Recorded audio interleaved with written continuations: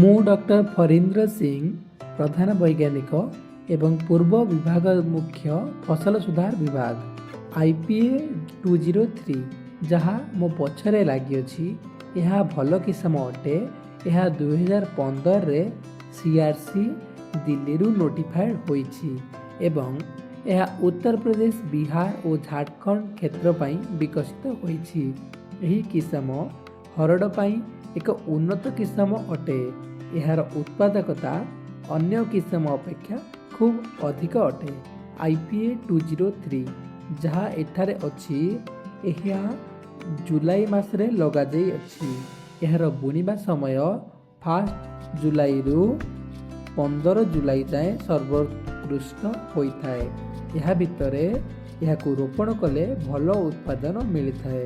ଏହାକୁ ବୁଣିବା ପୂର୍ବରୁ ଭଲ ଭାବରେ କ୍ଷେତକୁ ତିଆରି କରିବାକୁ ପଡ଼େ। ପରେ ହିଡ଼ ତିଆରି କରି ସେଥିରେ କମ୍ପୋଷ୍ଟ ମଧ୍ୟ ଦେବାକୁ ପଡ଼େ ଏବଂ ଏହାପରେ ପରାମର୍ଶିତ ଫର୍ଟିଲାଇଜର ଜମିରେ ଦେବାକୁ ପଡ଼େ।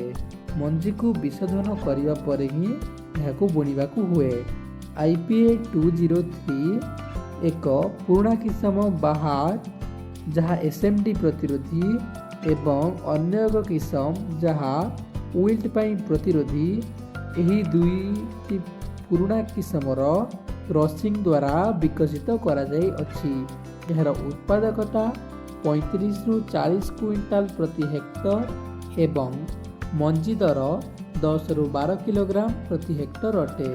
ଏହି ହରଡ଼ ଫସଲ ରେନଫେଡ୍ ଫସଲ ଅଟେ ଏବଂ ଏହା ବର୍ଷା ଆଧାରିତ ଅଟେ, କିନ୍ତୁ ଜମି ଅଧିକା ଶୁଖିଲା ହେଲେ ଏଥିରେ ଜଳସେଚନର ସୁବିଧା ଦେବାକୁ ପଡ଼େ।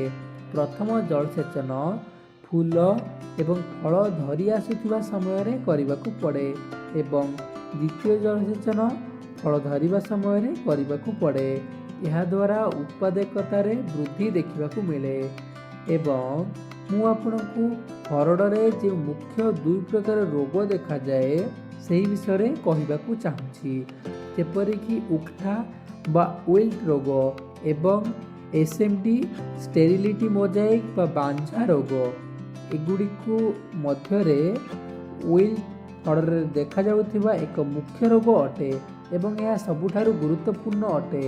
ସବୁଠାରୁ ଗୁରୁତ୍ୱପୂର୍ଣ୍ଣ ବିଷୟ ହେଉଛି କ୍ଷେତରେ ପୂର୍ବ ସମୟରେ କେଉଁ ଫସଲ ଲଗାଯାଇଅଛି। ଯଦି ପୂର୍ବଥର ହରଡ଼ ଲଗାଇଥାନ୍ତି, ତେବେ ରୋଗଗୁଡ଼ିକ ଦେଖାଯିବାର ଅଧିକ ସମ୍ଭାବନା ରହିବ।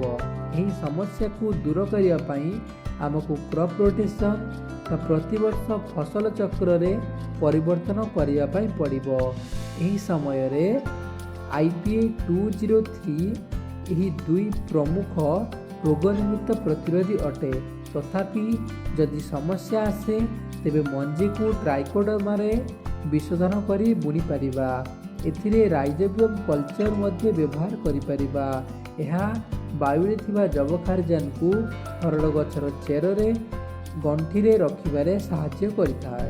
ଏହି ରାଇଜୋବିୟମ୍ କଲଚରରେ ଟ୍ରିଟମେଣ୍ଟ ଦ୍ୱାରା ଏହି ହରଡ଼ର ପ୍ରଜାତି ପ୍ରାୟ 45 କିଲୋଗ୍ରାମ ପ୍ରତି ହେକ୍ଟର ଯବକ୍ଷାରଜାନ ଫିକ୍ସେସନରେ ସହାୟକ ହୁଏ।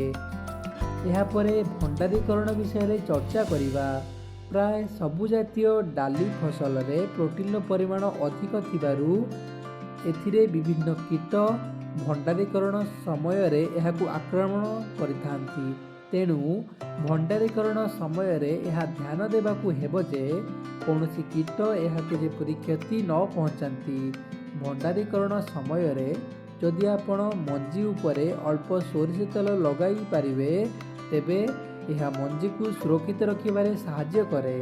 ଡାଲି ଜାତୀୟ ଫସଲରେ ପ୍ରାୟ ମଞ୍ଜିର କାର୍ଯ୍ୟକ୍ଷମତା ପ୍ରାୟ 1ରୁ 2 ବର୍ଷ ରହିଥାଏ ଏବଂ ଏହାପରେ ବୀଜର ଅଙ୍କୁରିତ ହେବା ପ୍ରକ୍ରିୟା କ୍ରମଶଃ ଧୀରେ ଧୀରେ ହୋଇଥାଏ। ତେଣୁ କେବଳ ଗୋଟିଏ ବର୍ଷର ପୁରୁଣା ବୀଜକୁ ଆମେ କ୍ଷେତରେ ବୁଣି ପାରିବା ଏବଂ ଏହାଠାରୁ ଅଧିକ ବୀଜକୁ ପ୍ରୟୋଗରେ ଆଣିବା ଅନୁଚିତ। ତେବେ ବଳକା ରହିଥିବା ବୀଜକୁ ଆମେ ଖାଦ୍ୟ ଭାବରେ କିମ୍ବା ବ୍ୟବସାୟ କରିବା ପାଇଁ ବ୍ୟବହାର କରିପାରିବା।